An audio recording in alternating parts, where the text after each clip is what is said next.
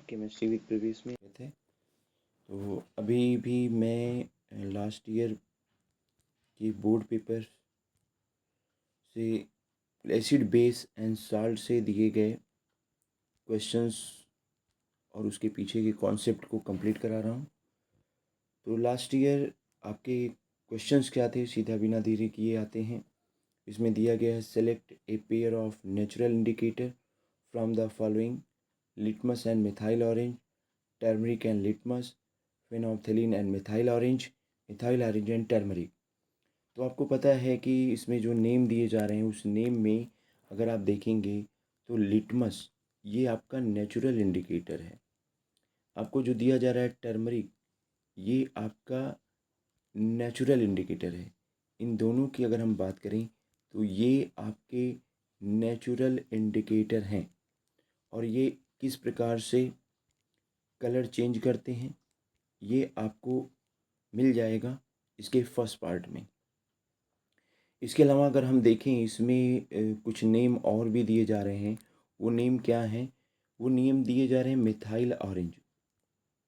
ये आपका नेम है मिथाइल ऑरेंज। इसके अलावा आपको दिया जा रहा है फेनोल्फथलीन, फेनोल्फथलीन, ठीक है। तो फेनोल्फथलीन दी जा रही है, फेनोल्फथलीन। ये दोनों क्या हैं? ये आप आर्टिफिशियल इंडिकेटर कह सकते हैं। ये आर्टिफिशियल लेबोरेटरी प्रिपेयर्ड इंडिकेटर कह सकते हैं। और किस प्रकार से ये कलर चेंज करते हैं एसिड बेस में, इसके बारे में भी मैंने डिस्कस किया हुआ है, ठीक है। तो आप उसको देखिए। उसके बाद हम आ जाते हैं, क्वेश्चंस दिया गया है, chemical compound in use in glass, soap and paper industries.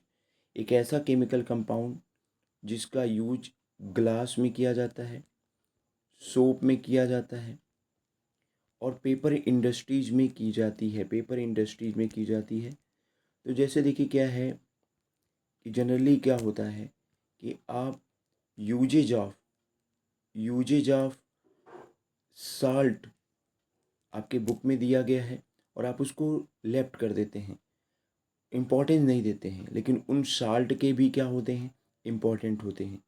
तो जैसे वैसे तो यहाँ पे आपका आंसर हो जाएगा वॉशिंग सोडा, लेकिन और भी क्या यूज हैं वॉशिंग सोडा के, इस पर हम वन बाय वन चर्चा करें। तो student, use of sodium carbonate और क्या क्या हो सकता है? तो देखिए, यूजेज ऑफ वॉशिंग सोडा को आप नेम दे सकते हैं। क्या नेम दे सकते हैं भाई? ये सोडियम कार्बोनेट का हाइड्रेटेड क्रिस्टल्स होता है।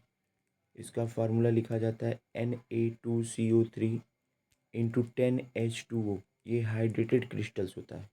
तो इसका यूज देखिए दिया गया है glass, soap and paper industries में है। और कहाँ यूज होता है? ये सोडियम के एक कंपाउंड के मैन्युफैक्चरिंग में यूज होता है, Na2B4O7, जिसको बोरेक्स कहते हैं, Na2F4O7। इसके अलावा देखिए और भी क्या इसके यूज हैं। इसके यूज हैं कि सोडियम कार्बोनेट्स को हम क्लीनिंग एजेंट, डोमेस्टिक पर्पज में क्लीनिंग एजेंट के रूप में इस्तेमाल कर सकते हैं। इसके अलावा देखिए क्या है, ये permanent hardness of the water को रिमूव करता है। परमानेंट हार्डनेस, एक तो होता है टेम्पोरेरी हार्डनेस होती है। अगर आप पानी को उबाल देते हैं तो टेम्पोरेरी हार्डनेस आपकी दूर हो जाती है, लेकिन आपको अगर परमानेंट हार्डनेस दूर करना होता है तो उसके लिए हम जिस साल्ट का उपयोग करते हैं वो हमारा वन ऑफ द साल्ट है सोडियम कार्बोनेट, राइट। तो ये एक हमारा। नेक्स्ट सॉल्ट की बात करें, देखिए बेकिंग सोडा की भी बात कर लें हम कि बेकिंग सोडा का यूज क्या है। तो यहाँ पे मैंने लिया है इसके यूज को कि देखिए, बेकिंग सोडा का यूज बेकिंग पाउडर के मेकिंग में किया जाता है। और बेकिंग पाउडर एक्चुअल में क्या होता है? ये होता है मिक्सचर ऑफ बेकिंग सोडा यानी NaHCO3, making of baking soda. और इसके अलावा किसका मिक्सचर है? टार्टरिक एसिड का मिक्सचर है, टार्टरिक एसिड। ये टार्टरिक एसिड का मिक्सचर होता है। अच्छा देखिए, होता क्या है, जब भी आप पाव बनाते हैं, ब्रेड बनाते हैं, केक बनाते हैं, तो वो स्पॉन्जी होता है। सॉफ्ट और स्पॉन्जी कैसे होता है? उसके सॉफ्ट और स्पॉन्जी होने के पीछे रीज़न ये दिया जाता है कि या तो वाटर में मिक्स करते हैं तो वो एसिड यानी हाइड्रोजन आयन से रिएक्ट करता है और प्रोड्यूस क्या करता है, CO2। देखिए रिएक्शन दिया गया है, NaSCO3 plus H plus equal to CO2 plus H2O plus sodium salt of acid. वो CO2 गैस को जनरेट करता है और यही CO2 गैस उसको पफी बना देता है और इसके कारण वो सॉफ्ट और स्पॉन्जी हो जाता है। अच्छा देखो क्या है कि जब किसी को प्रॉब्लम होती है एसिडिटी की, तो सोडियम हाइड्रोजन कार्बोनेट का यूज एंटासिड के रूप में किया जाता है, क्योंकि ये नेचर में एल्केलाइन है। एल्केलाइन है तो ये एक्सेस एसिड को न्यूट्रलाइज कर देता है स्टमक में और रिलीफ देता है।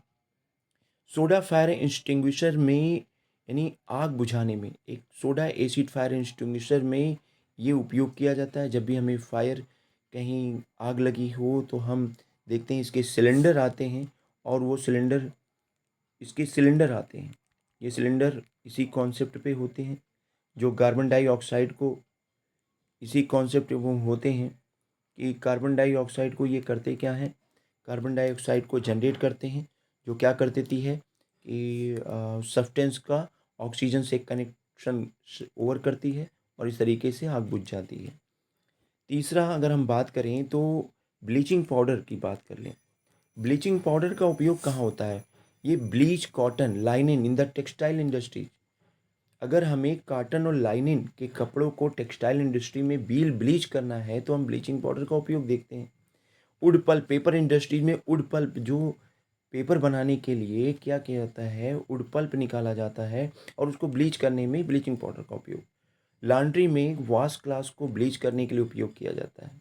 इसके अलावा ये oxidising agent many chemical industries में ऑक्सीडाइजिंग एजेंट के रूप में इस्तेमाल होता है।